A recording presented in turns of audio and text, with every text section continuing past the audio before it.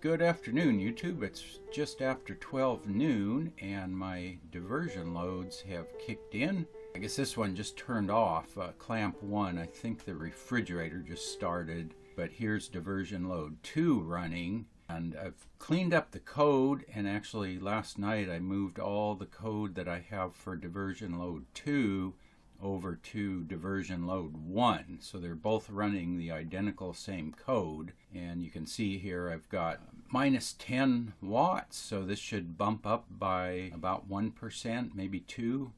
Just depends on the rounding. I guess it went up 2%. So now we're minus 3 watts.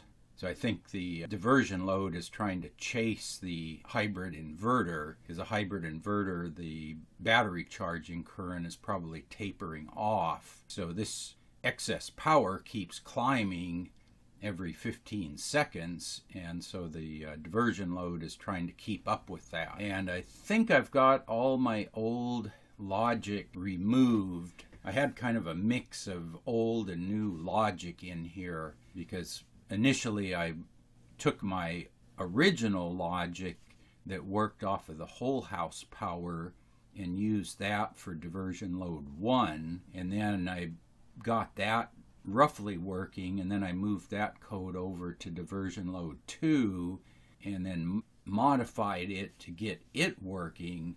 So in the process, I found a lot of my old logic had some assumptions built into it. The main fact that I was working with was my old home energy monitor only reported absolute value power. So 100 watts coming into the house looked like 100 watts leaving the house. My old code tried to prevent the power going below about 25 watts by turning on an extra light bulb. I think it was a 75 watt bulb. So once I replaced my home energy monitor and finally got it configured to read negative power, I was able to get this code working where it just exactly tracks this power. So the way everything is driven, this home energy monitor takes a snapshot of the power coming into the house at the main breaker panel and then produces this report with the 2 clamps. And then based on that, the code that's controlling this runs and then figures out from this reading here, if it's negative, I need to increase the diversion load. If it's positive, like it is now, see I overshot a little bit, so this is going to go down by maybe 3%. Yeah, it went from 28 to 25, although that is too little now, so it's going to probably go up to, let's see here, it'll probably go from 25 to 27, because that was minus 11, now it's plus 3, and I'll show you why that happened here.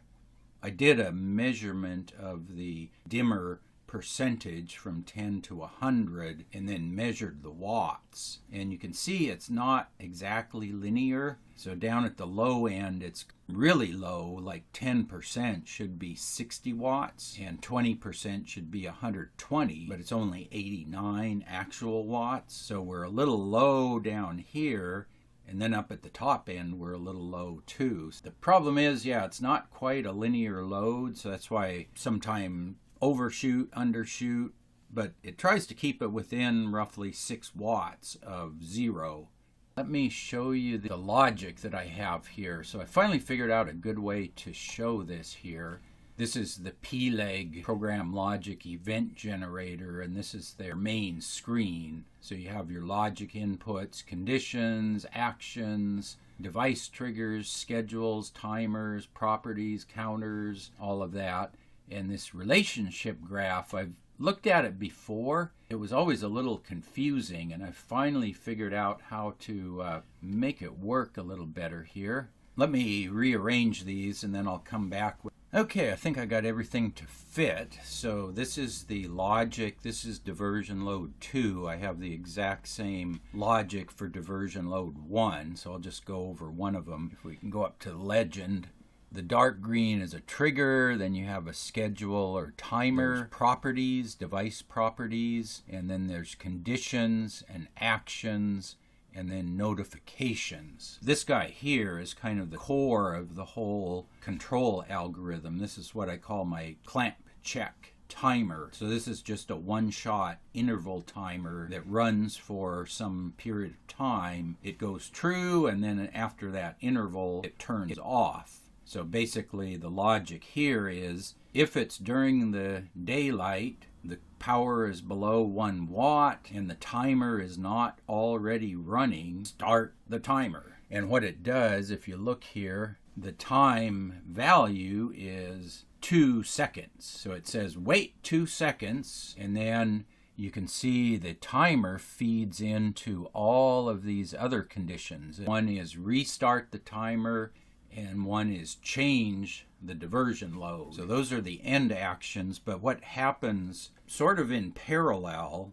is you've got these device properties here. This property is a copy of what the power on line 2 is. And then this property is what is the dimmer set to right now. And then this is that variable that I put in there, the 6.54 watts per increment on the dimmer. This is an integer 0 to 100. This is a floating point. This is a floating point. This increment, it computes a floating point increments. It could be 6.2 increments or 0.5 or 0.1. This logic here computes a floating point value for the dimmer. So it might come back and say, okay, the dimmer is 22.1%. And then this condition here takes a look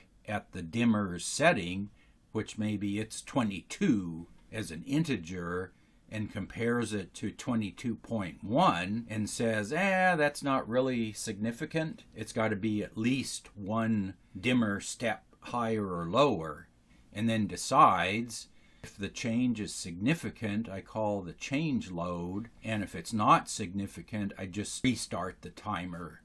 This action here just starts the timer again with a 15-second delay, and likewise this starts the timer with a 15-second delay, but it also writes this new diversion load setting to the light dimmer, which then populates this variable with the new setting. And then 15 seconds later, the energy meter reads the power again.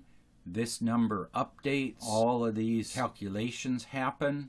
And then 2 seconds later, because this timer is running 2 seconds behind the power meter approximately, timer will expire, and then it will have a new value here, and then it does the same check. Do I have to update it or not? And whichever one it takes, it starts the timer, and it just runs and runs. And then the only other thing that happens is at the end of the day, when this afternoon schedule expires, this one won't run, this one won't run, the timer expires, it never gets restarted, and everything goes to sleep overnight. It basically wakes up the first time the power drops low, and then it sits here and spins this timer every 15 seconds. All of these numbers get computed, and then when the timer interval stops, it either changes the load or doesn't change it. That's pretty much how it goes. Oh, I bet, let's look here. So yeah, I bet my freezer was running and then it shut off because we went negative here. So now we're at plus 190. Let's see what happens here, because it completely shut this off. Sometimes the numbers here don't update. This number updated, but these two here haven't. That's where sometimes you can't quite go by what the web page displays. Yeah, there we go. Now it finally updated, so we were at minus 170. So it cranked in 176 watts to cancel out that 176. And we didn't quite get there. There was another 16, so it bumped it up by a couple percent. And now we should be pretty close to 0. Yeah, it's still minus 8. Okay, it's going to bump it up another 1. Went up to 31. So yeah, the one slight difference I have between diversion load 1 and 2 is I have this one with a 2-second delay when it starts up. This one has a 4-second delay. So the idea is this energy meter reports a sample every 15 seconds. And that is what'll wake up these two diversion loads. And when this one wakes up, it waits 2 seconds before it does anything. And when this one wakes up, it waits 4 seconds. So when they both are running together, there'll be an update. 2 seconds later, this one will change. And then another 2 seconds later, this one will change. Okay, YouTube, I saw clamp 1 go like to -2 watts. I don't know, somehow there's something running in the house today that's preventing it from going negative. See if we can get this to click on. There we go. It went to 1%. So yeah, it looks like diversion load 1 is working with the new code, because before my old code increment this by 5% increment. So I went 5%, 10%, 15, and now I have my floating point increment code. So you see it went from 0 to 1 and then back to 0. Now -9, so it's going to bump it up to 2% or 1 or 2%. I guess 1. Yeah, it went from -9 to +8 roughly. Now that'll probably cause it to go back to 0, and there it goes back to 0. And you can see this one has a slightly longer delay. I have about 4 seconds delay between when this reading happens and when anything with the dimmer happens. So we are -7 right there, so this should go to +1. There we go, which is 6 watts. But yeah, I thought I'd show you that, show you the relation graph. Hopefully that clears up how all of this is working. And yeah, it really cleaned up the code when I started getting negative watt readings. That was a huge game changer. Just made all the difference in the world, because now there's just one function to update the load and then another function to not update it. Basically 2 main functions here, plus a bunch of support calculations. Yeah, hope you enjoyed that. If you have any questions, post up in the comment section down below here. And as always, thanks for watching.